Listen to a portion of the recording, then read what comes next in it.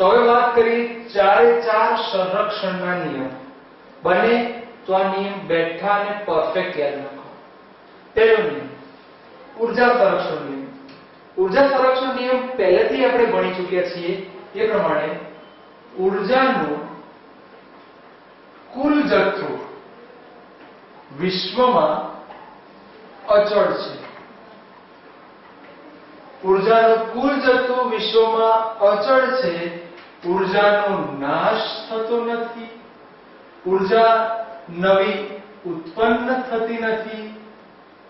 માત્ર તેનું એક સ્વરૂપમાંથી બીજા સ્વરૂપમાં રૂપાંતર થાય છે. યાદ રહેશે, ઊર્જાનો નાશ થતો નથી કે નવી ઊર્જા ઉત્પન્ન થતી નથી. માત્ર તેનું એક સ્વરૂપમાંથી બીજા સ્વરૂપમાં રૂપાંતર થાય છે. આવડી જાય. વિશ્વમાં ઊર્જાનો કુલ જથ્થો અચળ છે.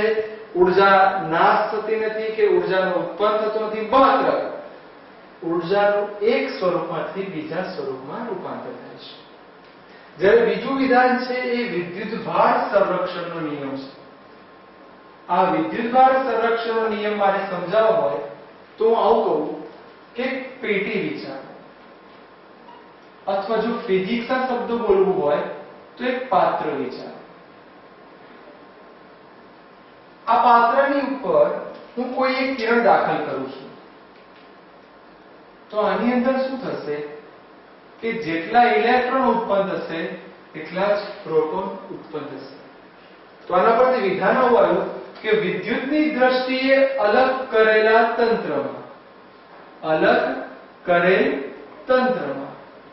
કોની દ્રષ્ટિએ? વિદ્યુતની દ્રષ્ટિએ અલગ કરેલા તંત્રમાં કોઈ પણ પ્રક્રિયા થાય તો પણ વિદ્યુત ભારોનો, ખાસ યાદ રાખજો, વિદ્યુત ભારોનો બૈજિક સરવાળો અચળ રહે છે. ભૂલી જાઓ, વિદ્યુતની દ્રષ્ટિએ અલગ કરેલા તંત્રમાં કોઈ પણ પ્રક્રિયા થાય તો પણ વિદ્યુત ભારોનો બૈજિક સરવાળો અચળ રહે છે. અગત્યના શબ્દો કયા? વિદ્યુત ભારનો બૈજિક સરવાળો અચળ રહે છે. ચલો, બંને નિયમ પાક્કા થઈ ગયા.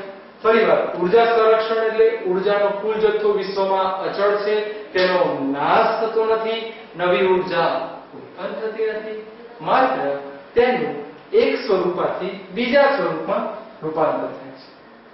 બીજું આવ્યું વિદ્યુતભાર સંરક્ષણ નિયમ. વિદ્યુતની દ્રષ્ટિએ અલગ કરેલા તંત્રમાં કોઈ પણ પ્રક્રિયા થાય તો પણ વિદ્યુત ભારોનો બૈજિક સરવાળો અચળ રહે છે. જ્યારે હવે બે નિયમ છે એ વેગમાનના છે, પણ આને સમજવા પડે હું એવું કહું, ખરેખર વેગમાનનું સૂત્ર આવું છે, F = dp/dt. હવે આને કઈ રીતે બોલાય?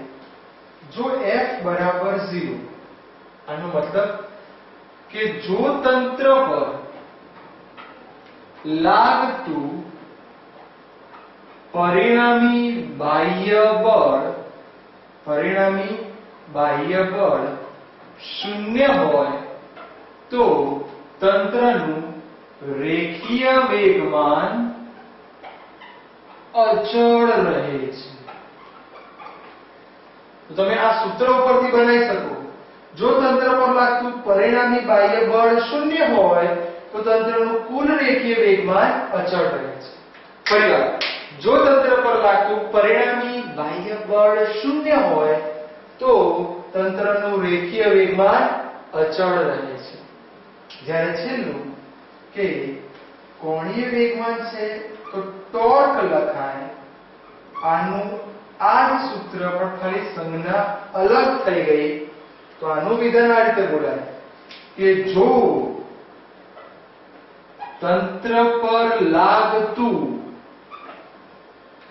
પરિણામી, અહીંયા શબ્દ બળ હતો, જ્યારે અહીંયા શબ્દ આવશે ટોર્ક. ટોર્ક એટલે આમ ફરે અને ટોર્ક કહેવાય. સાદી ભાષામાં કહીએ તો ચાપ ગતિ. જો સીધે સીધું લાગે તો એને બળ કહેવાય. જો તંત્ર પર લાગતું પરિણામી ટોર્ક શૂન્ય હોય તો તંત્રનું કોણીય વેગમાન, કેવું? કુલ કોણીય વેગમાન